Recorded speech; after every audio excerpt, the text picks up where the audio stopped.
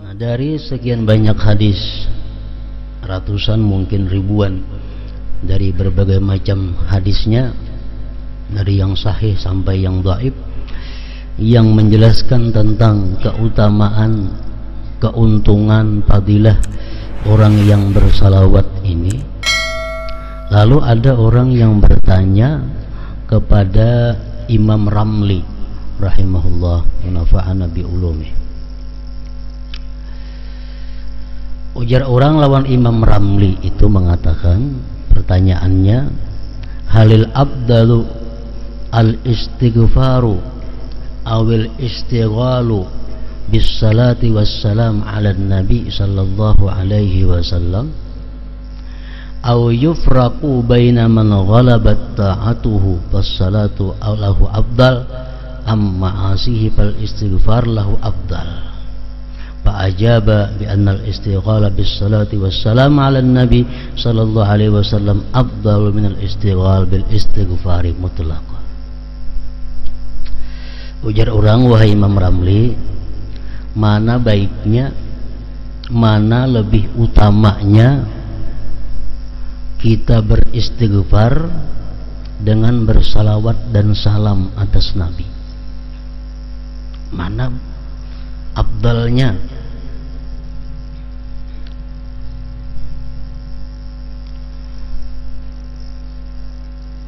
Imam Ramli menjawab, lebih afdal bersalawat dan salam atas Nabi sallallahu alaihi wasallam.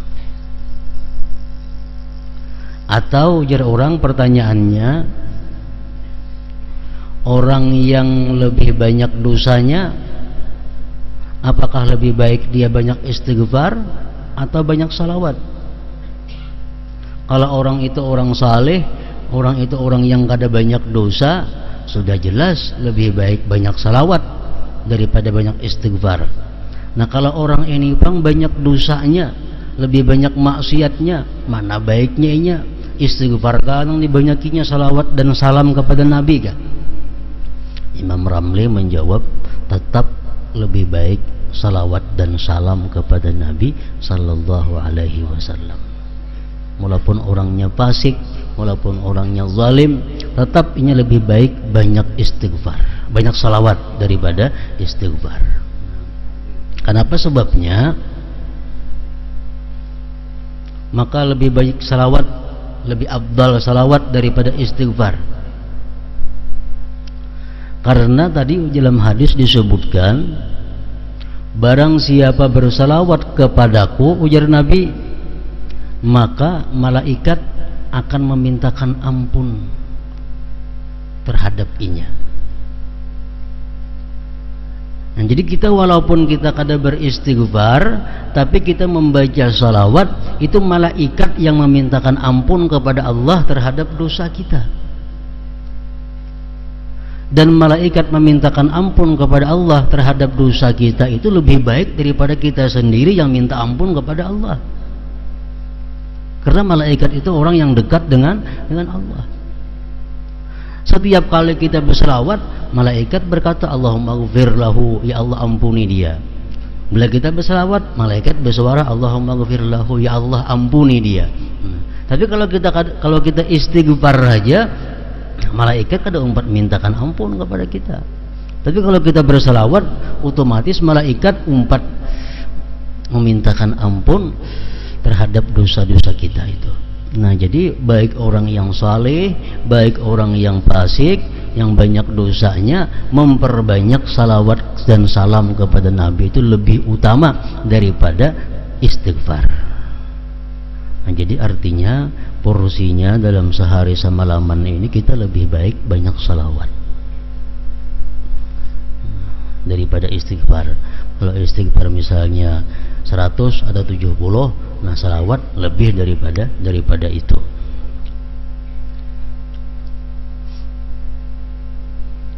Ada lagi pertanyaan kepada Syekh Abdul Abbas At-Tijani. Beliau ditanyakan mana afdalnya membaca Al-Quran dengan membaca salawat kepada Nabi. Tadi kan istighfar sudah jelas lebih afdal salawat. Nah sekarang Quran, mana afdalnya kita membaca Quran dengan membaca salawat dan salam kepada Nabi. Abdul Abbas At-Tijani mengatakan, bagi orang-orang yang lebih banyak dosanya, bagi orang-orang yang tergolong fasik, lebih baik membaca salawat daripada membaca Al-Quran. Kalau orang-orang yang saleh, orang-orang yang sudah lebih banyak taatnya daripada maksiatnya, lebih baik dia memperbanyak membaca Al-Quran daripada membaca salawat. Nah ini perkataan Syekh Abdul Abbas. Kenapa sebabnya? Karena kalau orang fasik itu membaca Al-Quran, Quran itu kalamullah. Quran itu adalah wahyunya Allah. Kalau orang fasik membaca Al-Quran, dikhawatirkan satu, kurang beradab. Kurang beradab dengan kalam Allah.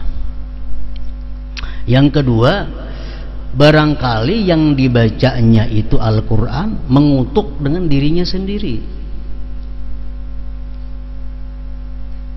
Misalnya orangnya zalim, kalau membaca Al-Quran, dalam Quran ada apa? La'natullah ala zalimin, laknat Allah atas orang zalim. Berarti dia melaknat dirinya sendiri.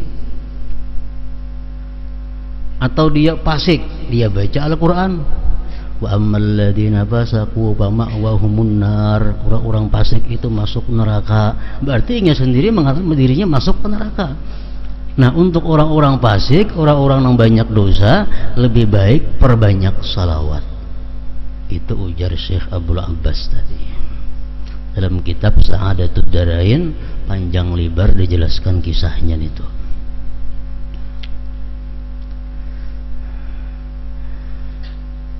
Nah kemudian lagi, mana afdalnya salawat dengan zikir la ilaha illallah. Nah itu sudah disebutkan oleh Rasulullah Sallallahu Alaihi Wasallam bahwa abdalul zikir, paling abdal zikir itu adalah la ilaha illallah. Itu paling abdal sudah. La ilaha illallah itu sama nul jannah, itu harganya surga. La ilaha illallah. Jadi yang paling banyak porsi ibadah kita dalam sehari semalaman ini zikrullah, la ilaha illallah.